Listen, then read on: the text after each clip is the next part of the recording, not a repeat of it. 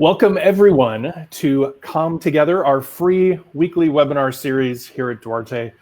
We are opening our doors in these unprecedented times to show you our very own strategies and techniques for effective communication, whether it's virtual communication or otherwise. So each week we spend 30 minutes with some of Duarte's communication experts. We talk through relevant topics, we answer your hard-hitting questions, and we take you behind the scenes here at Duarte to see how we resolve the communication challenges of the world's top brands and thought leaders on a daily basis. I'm Doug Neff, Duarte's content director, and I'll be your host. And today we have two special guests joining us. First, from Vermont, he's an associate creative director at Duarte, leading some of our largest client accounts. In the top right corner, this is Dan Derler. Please welcome Dan. Hey, everybody. And second, from Brooklyn, New York, she's an art director at Duarte, leading a team out of our New York office. Please welcome Brittany Posler. Hi. We have a fun opportunity today. In our previous episodes, our previous guests have been from our writing and our coaching teams. You guys, though, are from our design team. And at Duarte, we have an incredible large team of designers. So there's this thriving design community at Duarte. Now, Dan, we titled this episode Facilitating Virtual Collaboration. But I'm wondering if you could frame up for us what that means to you and Brittany and the design team when you work on projects here at Duarte. Yeah, I really think it's about coming together. And I know that might sound a little cliche, but that's exactly what it is. And when we come together, we solve some of the biggest world problems here at Duarte, which is really exciting. And what we're going to share with you today is our process and how we do that and how we solve those huge problems for our clients. We'll cover things like technology, team dynamics, our creative approach to solving these problems, and then, of course, the client delight that we wrap it all up in. Love it. And when I think about our friends at home watching this, probably not everyone watching is an experienced professional graphic designer like you folks, but I think the process you're going to share with us translates to just about anyone, right? That's right. So we've distilled it down, and I think, anyone could grab what we're going to share with you today and really run with it to make the most of these moments together to solve problems. Solve any sort of creative problem that they're dealing with. Yeah. And when I think of that, I think, on our team, on the writing and coaching team, problems are usually like, we need a theme for this, we need an idea, we need a story for this. But other folks might have, hey, we need a new business model. We need to figure out a new name for this product. We need to figure out what we're going to do for our event this year because times have changed, things like that. Those are creative challenges, and any of those apply to this process you're going to share with us. Yeah, and I'd say the heart of the whole thing, Doug, is the brainstorm, and really, I think that's where we're gonna, kick things off and really focus in on today, and what makes a great brainstorm. Really, what is a brainstorm? And I really feel that that's when we come together to solve those problems. And I'd say, as leaders, both Brittany and I are leaders in the design community here at Duarte. It's crucial that we make this piece of the creative process fun and light. And you can hear that a lot today. When it's fun and light, things happen. Magic happens. It really brings out the best in those people that come together to solve those problems. But before we get into it, we'll distill that down into a few easy steps. I wonder, Brittany, if you could talk to us about what it's like leading a brainstorm when you're sort of the head of the table and you're putting that brainstorm together. Absolutely. So within a brainstorm, it's really all about the experience in the team. It's allowing us to connect, and in this day and age, virtually. It's a journey with a lot of twists and turns to get you to land to those crucial moments to have that magic for the client in the end. I personally am in awe of my team and amazed at what we end up with when we always put our minds together. It's pretty amazing to watch a team go into a virtual room or a real room with nothing, with just the problem. And then they come out with these things that no one had ever thought of before. That's a pretty amazing experience. I've seen it happen with you guys and the design team, with our team, et cetera. And that's pretty fun and wild to watch. What do you see, Brittany, as your most important job as the leader of those moments? As a leader, it's keeping everyone engaged and excited as we go through. It's really making sure that participation and people are heard throughout. So if you have a team of 10 people, you're going to have some introverts and extroverts, and it's keeping us all together and collaborating and really making sure we stay on that track to get to that, to solve that problem in the end. Yeah, that's interesting. I think everyone thinks everything changes when we go virtual, but you guys haven't even said the word virtual yet. And yet I know you're distributed all over the country. So when you do a brainstorm, it's always virtual. And it sounds like a lot of it is people management, personalities, and knowing where people are and who they are and helping them to be their best in those moments. Yeah. That's right. All right. So you guys said you brought a process for us. Why don't you lay out that process for us? Yeah, I'd say the overview would go something like this. Okay. To the next slide, it all starts with the discovery, or it's our discover phase. After that, we take information that we've learned from the client and we inspire our team. We get them really excited about the challenge we're about to solve. And then it's the brainstorm. Like I said, that's the heart where it all comes together. We all come together. It used to be physically, now it's virtually, but it still works the same, and we'll get into that in a moment. To then line ourselves up for success, to produce, to build, to push the pixels around, to then inform the pitch. We solve the problem, to bring it back to the client, to delight them, to take the pressure off their shoulders. We fixed it. Here it is. I love it. Okay, well, let's jump right into step one. Step one, discover. All right. Okay, disco ball. What does the disco ball mean? Well, discovery, that has turned into a shorthand of disco around the shop. So you hear all the creatives around the shop be like, the disco, this is that first step. We go to the disco and these things. And for whatever reason, it always pops up as this disco. And I always think of like disco balls and bell bottoms and things like that. But it really works. And it's this fun first step forward with the client. This is our first engagement. It's that first impression, if you will, as partners, to solve these problems. And in there, we're listening. So we're facilitating a conversation through a number of exercises. And we're listening. We're listening to things on the design side, like, what does your brand look like? Do you like your brand? Do you have a brand? What's the tone of that brand? What's the voice? Does the message in whatever it is we're going to be solving have to be urgent, or is it light? These are all things that we're trying to extract from them to then inform how we bring that information to the design team. It's almost like that translation between the way the client speaks and their culture and their language to the way the design team here at Duarte speaks in our culture and language to then come together. You're talking about a kind of alignment between you and the client. So Brittany, I'm wondering how you get to that final alignment in that disco session. Absolutely. To get that alignment, it's all about asking a lot of questions. We will listen, but we will also ask the questions to prompt to get to the answers that we need. A lot of the times we will come to it with a client and they will say that this is the problem they have. And it turns out it's completely different by the end of our discovery. Based off all the questions and that we've asked and the listening that and information we've gathered, we come to the conclusion, you might think this is your problem, but here's actually where it is. This also helps create parameters for our brainstorm and creates a really strong bond and that initial trust with the client, because now they feel like we understand them. Yeah, it sounds like they feel heard. Yes. And on your side of things, you now know the box that you're operating in for this. Because I've seen our teams work on thousands of creative problems in a various range of sizes and scopes, from space to hunger to the latest router going on the market and things like that. And you have to know where the sides of that box are. It sounds like that alignment with the client is helping draw those lines. Absolutely. Great. Okay, well, let's go to the next step.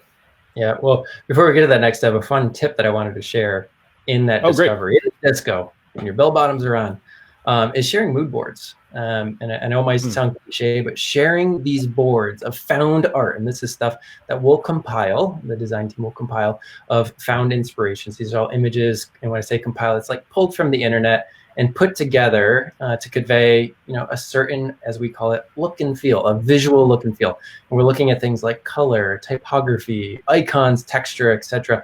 And we'll share this with the client. And this will be something for them to react to from a visual perspective. And this gives us those visual guardrails to stay within. So I like to use sticky notes when it's in person. Physical sticky notes work really great. When it's virtual, digital sticky notes work really great. And I have them stick them up onto these mood boards and tell me what works and what doesn't. And those two things are vitally important because that sets up those guardrails. What works and what doesn't. Yeah. So you're either going this direction, avoid this direction. We don't know what their past is, where their brand has come from. We'll definitely want to avoid that. Or maybe there's like some competitive colors that they'll want us to avoid, like a competitor of theirs. All that is, like the good visual guidance and direction we're looking for in the discovery. There's always the executive around the table who just says, I hate the color red. Yeah. And you need to know that up front before you go any further. Absolutely. This reminds me of going to the eye doctor where, better like this or like this, better like this or like this. And so all of this is about asking questions to narrow down, to find out what they like and what don't. And a lot of times we'll share multiple mood boards, to get that information. Got it. Okay, great. All right. On to the next one. So, that's a familiar poster. Oh yeah, look at that. What is that, Doug? Well, anyone who's been to our offices at Duarte or who works there will recognize this poster. And it's very small on your screen, but it's actually like a 6-foot-high poster. Nancy and Mark Duarte and their family, the legend is when they go on vacation, they like to go to vintage poster shops. And this is one that they found. And when they found it, one of the kids said, Mom, that's you, to Nancy, because one of her life goals is to liberate the world for creative people, to create spaces where creative people can thrive.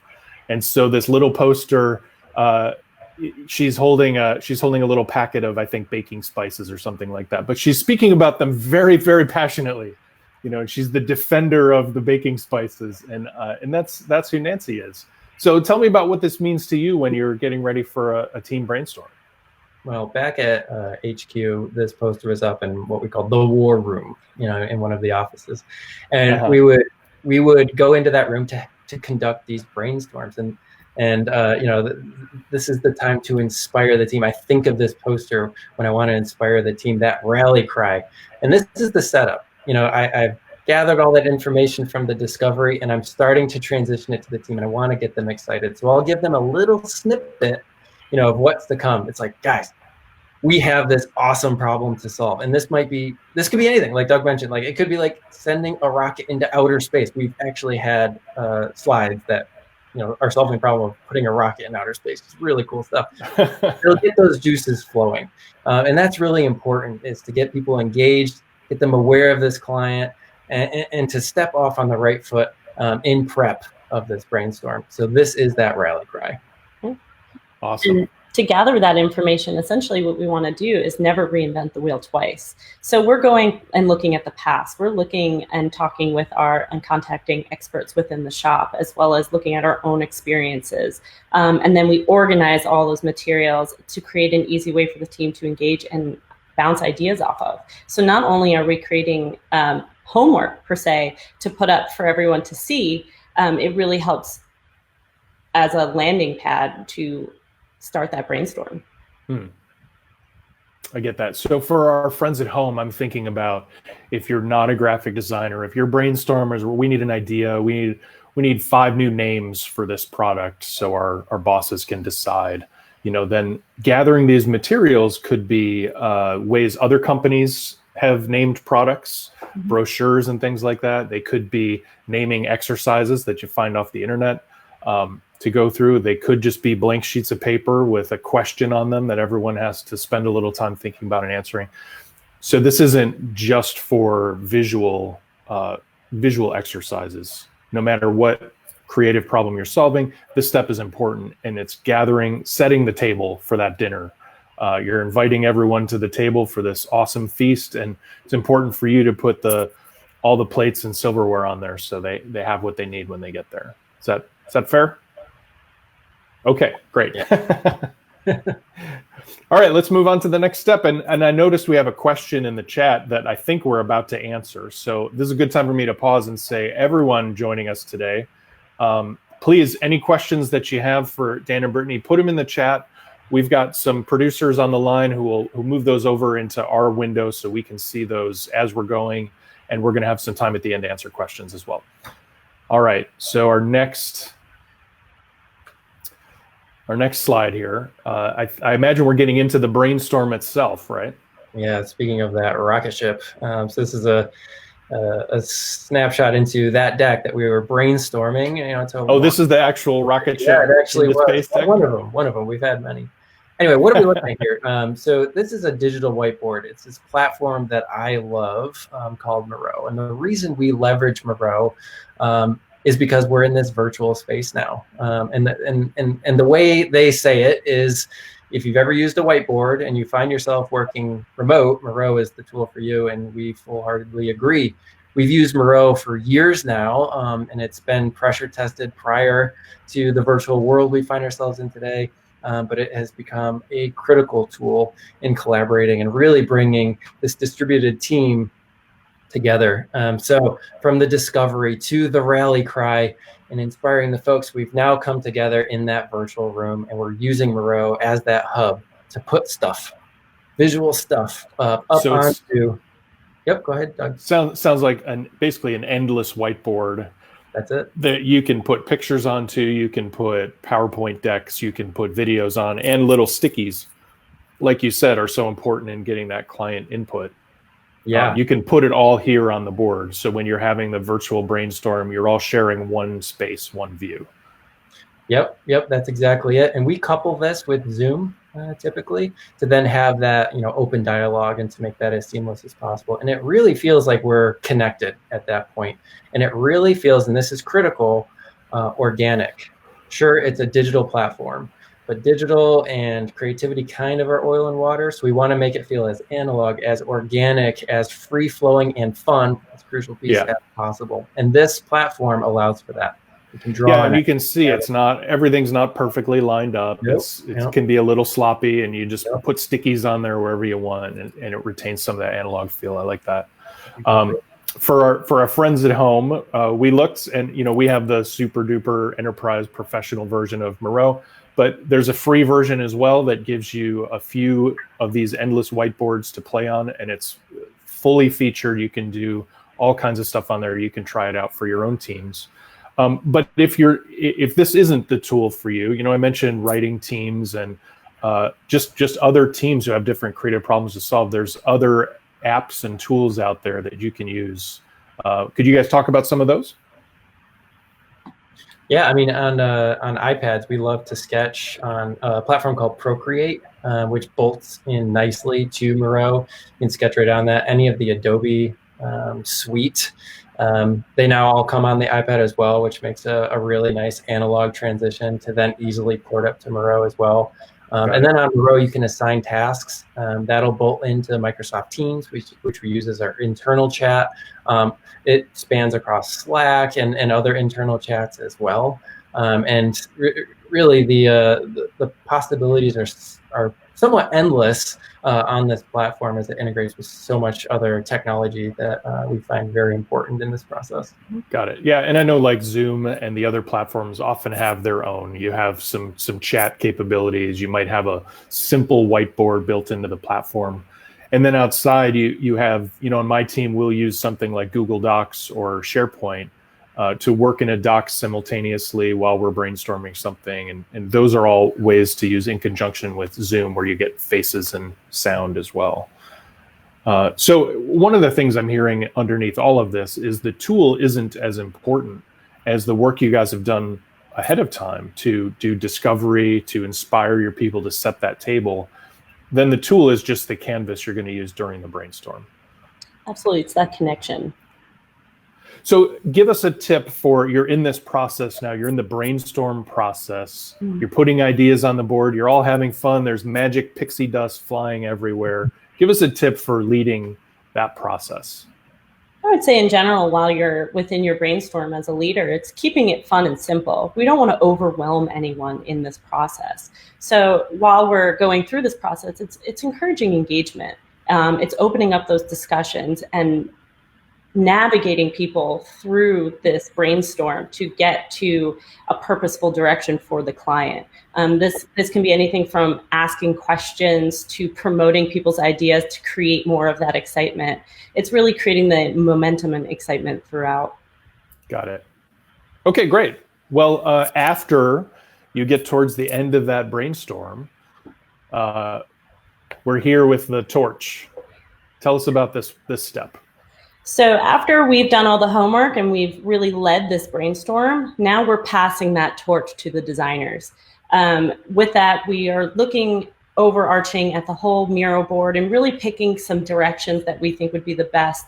And this is where we start delegating tasks based on designer strengths, as well as their excitement for an idea. Because if you're really excited about something, that's where you're going to thrive and push yourself a little bit further.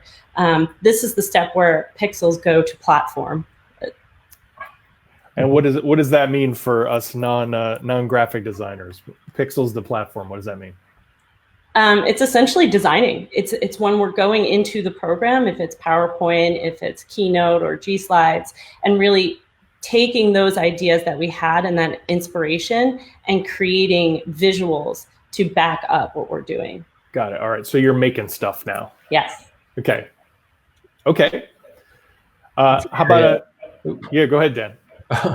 Just to add a fun tip in this phase, as leaders, and the torch being passed, we're now a support mechanism to give the designers anything and everything they would possibly need to make the amazing stuff we just uncovered in the brainstorm come to life.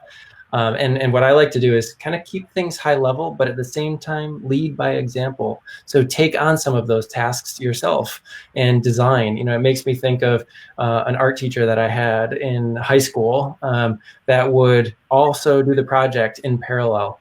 That way, the designers or the art students could see how it's done at the same time as get inspired by what they're doing. And then you just open up this really great dialogue and you instill trust in each other in this very supportive, very positive way.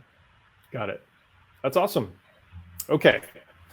So we started with the client's problem. We had disco. We got aligned with the client. Then we gathered materials and homework for the team.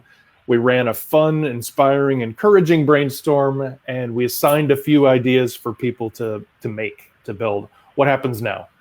Yeah, so this is the time to build the pitch, to build that delightful experience for the client. So work is starting to come in.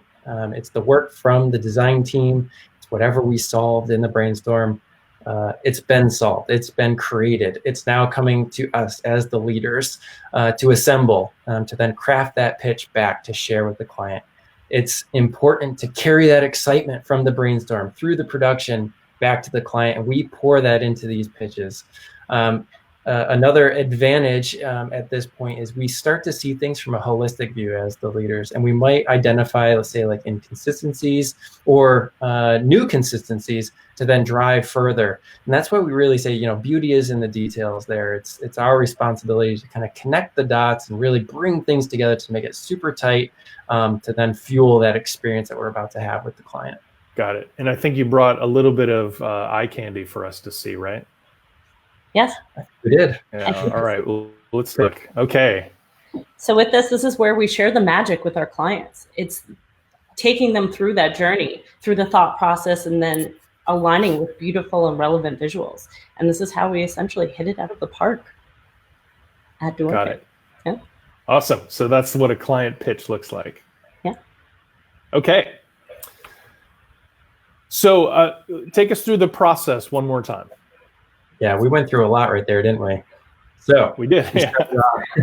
Started off with that disco, the discovery, to really gather all the information we need from the client to solve their problem. Then we took that information and we got the team excited. We inspired them, that rally cry, to then come to the table, to that virtual table right now in the brainstorm to solve that problem, that heavy lift that we as leaders kept lightweight. From there, we produced we solved that problem. We started to push the pixels around. We brought all those pixels together and the beautiful things that the design team had built, and we crafted a delightful pitch to then bring back to the client. And a lot of times, until it's over, we repeat that process. Yep. Love it. So you repeat at the end, just like shampoo, right? So let's see. Duarte is bringing pork chop dinner. There's your mnemonic device, everyone. Discover, inspire, brainstorm, produce, delight. One question that came up in the chat from Jessica: when you pass the torch, were those designers that get the torch passed to them, were they part of the brainstorming session too? Could you talk about that, how you choose those folks? Yeah, that's a very important piece.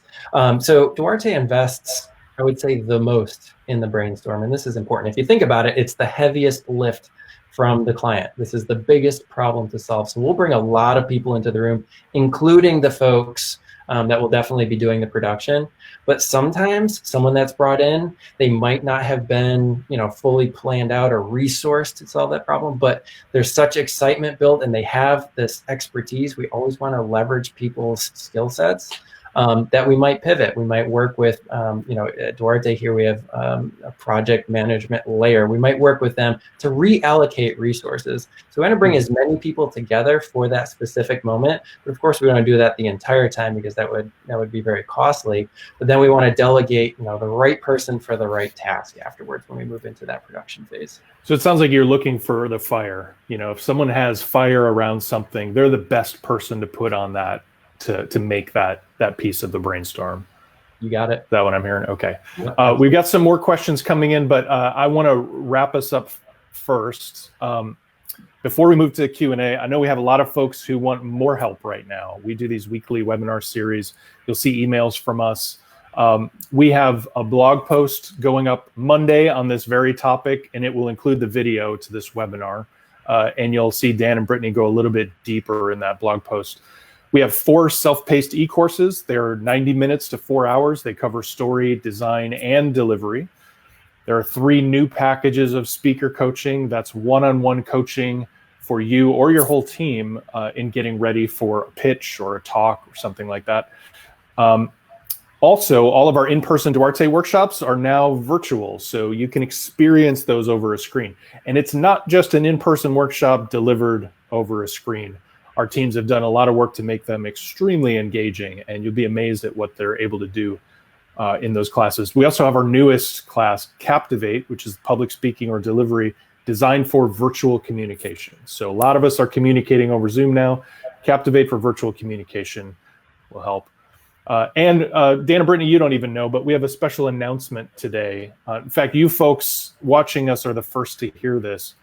The number of people who have lost jobs or who had hours reduced from COVID is staggering, and we want to help if we can. So today we're announcing free access to one of our e-courses, the Presentation Principles e-course, to anyone who falls in that category. If you've lost your job, you had hours reduced from this time. It's self-paced. You take it on your own schedule, and you can learn how to write, visualize, and deliver your next talk. So it's an opportunity to gain some confidence and build up your communication skills when most of us need them most. And we'll put some more information about that offer in the chat if you're interested. And of course, we'll be back here next week with another webinar, and we'll have more about that at the end. I want to take a couple minutes. I know we're running close on time here, but a couple minutes to answer some of these questions. So a question from Nancy: what tools are out there for Word content development? And I briefly touched on this. I'll sort of take this one because I use these tools with my team. We've had a lot of success using things like Google Docs or SharePoint, where you open a Word doc or a PowerPoint in SharePoint, and then you're working in it simultaneously. So if we're going to do brainstorm a list of topics, then we might get out one of those docs and all of us just grab a line on that Word doc and list something, and we can all see it as it happens. And then we're all looking at the same thing on our screen too. Someone's sharing it over Zoom. That's one. We'll also use Miro from time to time. Those sticky notes can be really helpful to put up all over the screen, just like we would with a whiteboard. Those can be helpful too. All right, a question from Eric. What are the projects you are the most proud of and why? So we'll have Dan and Brittany each answer one proud project and why. I'll keep this quick.